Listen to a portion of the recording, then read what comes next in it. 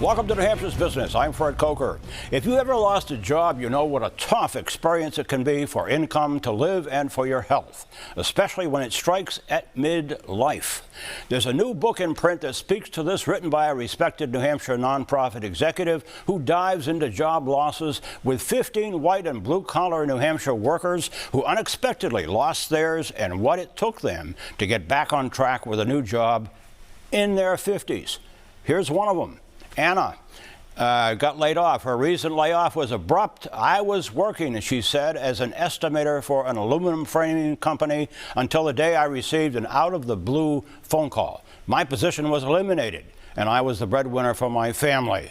With me to brief us on her new book that has just landed on Amazon is its author, Kelly Clark, an experienced nonprofit executive for 37 years, currently with the New Hampshire Workforce Innovation Board, and a former president of the New Hampshire Workforce Opportunity Council. Welcome. Nice to have you, Kelly. Nice to be here, Fred. You crisscrossed the state over 6 months pre-pandemic, interviewed 15 people who had lost their jobs, 47 to 58, right? And the pandemic, of course, made everything worse. Tell us who you met and what they were facing with that job loss in midlife. Sure. So Anna, who you just spoke about, is one of the individuals I met. Yep. These individuals were long-term unemployed, faced with some pretty drastic circumstances. Yeah.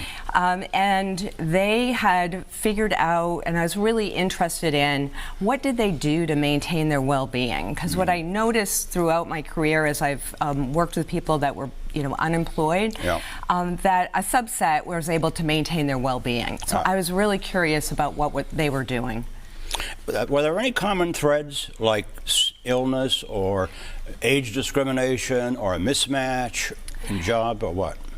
For most of these individuals, it was just they ended up laid off. They lost their job, and they had found a path from the standpoint of focusing on 5 key characteristics, and there was a common denominator amongst all of them that was really helping them get through some really difficult challenges. And let's go to those 5 characteristics, and let's put that graphic up on the here's a graphic from your book. It lists the practical actions that anyone, frankly, facing unemployment can use to get back to work. Maintaining structured schedule, engaging in meaningful activities, conserving resources, accessing social support, and building mental strength. Which of these did you find, those 15 people you interviewed, were any of them using any of those? Yes, that was this common strand amongst all of the people I spoke with, is they were doing an action in either one of those categories, so all 5. And it could have been like for Walter, he maintained a structured schedule. He said to me, I get up at 5:30 in the morning because I'm going to be going back to work again. Yeah. He engaged in meaningful activities, including job search, as well as training, finding and to skill up. Right. In addition, though, something that all 5 did is they took a break. They stepped back from their job search, yeah, and they found something that was meaningful to them, because as you know, there's a lot of rejection when you're going through and looking for a job. It's tough. And so like Anna pursued her art, volunteered. Walter continued to Irish singing every week. He would get with a group. Right. And that really helped them, yeah, take very difficult, get through very difficult circumstances. But structured schedule is on the top of that list. I got to believe that is the key. You got to think of it as a scaffolding, your schedule. And so all of these individuals were very focused on maintaining that schedule as if they were going to be going back to work.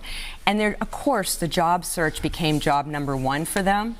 But another really important thing is, at the end of the day, they had a shutdown routine. Mm-hmm. So they put it aside, and whether that meant going out to walk the dog, going to do a volunteer activity, really helped them. Did any of them get a job afterwards? They did, and I feature 5 people in the end of the book that I spoke to 2 years after my initial, and they were able to become reemployed. Well, let's put that book up on the screen again. How to Piece Your Well-Being Back Together When Unemployment Strikes at Midlife. Author Kelly Clark, a nonprofit executive in New Hampshire and the Northeast for 37 years. Thanks for briefing us on the book, Kelly.